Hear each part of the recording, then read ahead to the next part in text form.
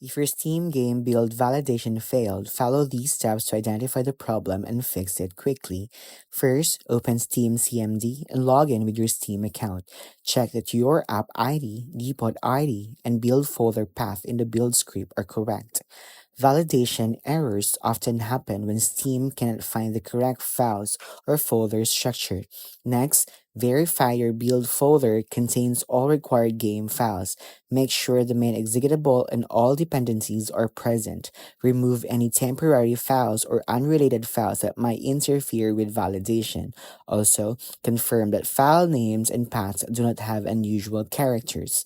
Now, rerun the build validation command in Steam CMD. Once it passes validation, re-upload the build to Steamworks. If validation fails again, double-check folder permissions and try rebuilding locally before re-uploading.